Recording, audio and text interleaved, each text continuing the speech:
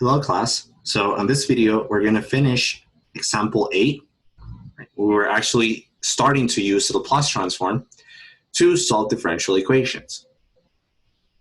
Right? So we went through all the work. Right? We took the Laplace transform of both sides. Right? We have a formula for the Laplace transform of the derivative, which is what we simplified here. Right? And then first we use linearity, right, to separate it. Then we use the definitions. Right? So this is the Laplace transform of y prime, and it's the Laplace transform of y, right, denoted by big Y of s. Now, we know that there exists a solution on the interval 0 to infinity, right, by theorem 1, section 2.4. Right, this is first order linear, so we can use this theorem. And if it's higher than second order but still linear, right, you can just use the theorem that I gave you in chapter 4, which is like the general form of this theorem. In particular, that tells us that the solution y is continuous, right? So we know, for example, that when we take the Laplace inverse of y of s, big Y of s, we're going to get a unique solution. Right? Now, before we get to that, which is the part I didn't finish, right, what was the process? The idea was take the Laplace transform of both sides. You get an expression involving s and big Y of s, right? The Laplace transform of y. Solve for big Y of s, and then take the Laplace inverse of both sides, right? So it's 3 easy steps, right? And that's the whole process. Now, the hard part is actually trying to find the Laplace inverse of whatever's on the right-hand side. Right? So as I said, for this first part, we're going to have to use some partial fractions, right? So we want to write 1 over s minus 4, s plus 6. I'm going to write this as a over s minus 4 plus b over s plus 6. Right, so we get 1 equals a s plus 6 plus b s minus 4. Right? So if we plug in s equals negative 6, right, then we get, so let me write that, when s negative 6 equals s, right, so the same thing, then we get that 1 equals a times 0 plus b times negative 6 minus 4. In other words, b equals negative 1 over 10. I assume I did that right. You can always fix my algebra in the notes or let me know. Okay, now let's do the same for a. Right, so when b equals 4, s equals 4, then 1 equals a times 4 plus 6 plus b times 0, which implies a equals 1 over 10. Right? So we rewrite this as 1 over 10 times s minus 4 minus 1 over 10 times s plus 6. Right? So now let's go back and try to evaluate that Laplace inverse. So the Laplace inverse of 1 over s plus 4, s minus 6, is that correct? No, s plus 6, s minus 4, sorry.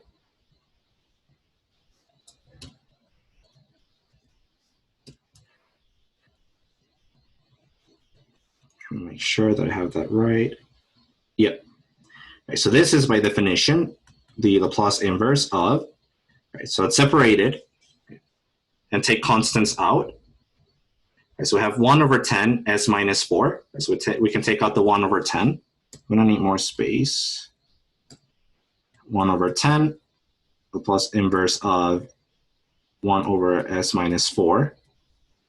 Then minus 1 over 10, which is from the other term, and using linearity, of 1 over s plus 6.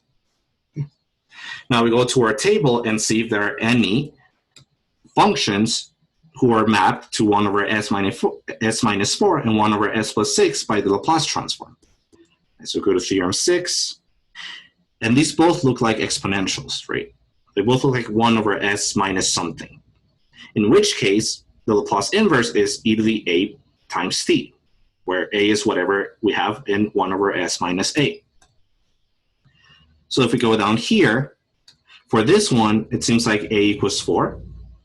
And in this one, a equals minus 6, because then s minus a, right, becomes what we have, s plus 6. or sorry, s minus a is s minus negative 6, which is s plus 6. Right, so this whole thing ends up as being equal to 1 over 10 times e to the 4t minus 1 over 10 e to the negative 6t. Now that's just the first term. We have two terms in the Laplace inverse in this equation. However, one of them we already found because it's repeated, right? Because we already found the Laplace inverse of 1 over s plus 6. That's e to the negative st. Right? We already found it when we did this work. So in general, if we combine everything, Laplace, or let me write it like this, y of t equals the Laplace inverse of y of s, which equals, right, so this first part, the Laplace inverse of 1 over s minus 4 times s plus 6, which we found to be this. It's 1 over 10 e to the 4t minus 1 over 10 e to the negative 6t. And then we still have plus 2 times the Laplace inverse of 1 over s plus 6. Right? So that's plus 2 times e to the negative 6t. And assuming we did all the algebra right, this is the solution to the initial value problem. And you can see that everything is justified, right? So I mentioned in the theorem for the Laplace transform of the derivatives, we have to know that f, for example, if we're doing the first order, we need to know that f is continuous, right? And that f prime is continuous. So f n minus 1. Yeah, so apparently just f being continuous according to this theorem. Yeah, so it is correct. I think what happened is I did a typo not in the theorem, but in here. Yeah, so really it should be that f is continuous. We don't need the derivative to be continuous. Right? Because if you see in the integrals, really what's showing up when we're actually computing is just f of t. So that's what's going on. Yeah, so we don't need the derivative to be continuous, just f to be continuous. And that guarantees everything else. Yeah, so this theorem is right.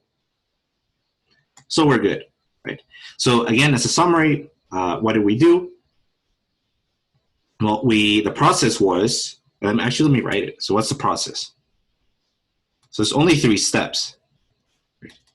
So given an initial value problem, we're going to do a couple of things. First, take the Laplace transform of both sides. Then you're going to get an expression involving the Laplace transform of y, right? And an expression involving s. So you're just going to solve for y, big Y of s, or solve for the Laplace transform of y. So solve for y of s, the Laplace transform of y.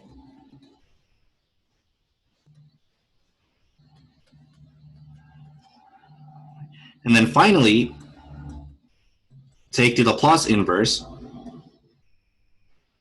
for both sides to find y. That's exactly what we did in this example.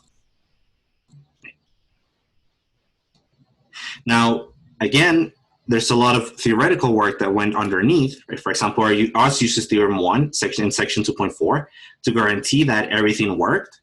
Right? So, for example, the Laplace transform of f existed and all this stuff. But really, for most purposes, all you need is this theorem here. Right?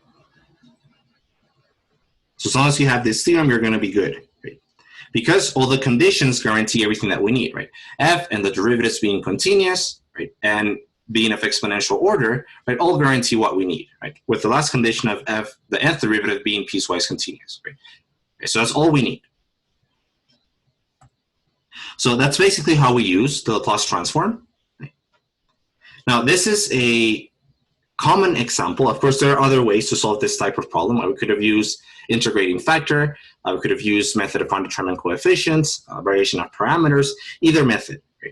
But the idea is the Laplace transform is a little bit more general. We can use it for more general problems, and we can also use it for higher order derivatives in which we might get polynomials, right, characteristic polynomials that are really hard to solve.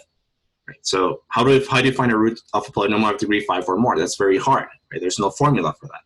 So there's a lot of cases in which the Laplace transform is the way to go, and it is the most general method compared to the ones we've seen. This is the method that works best in specific situations.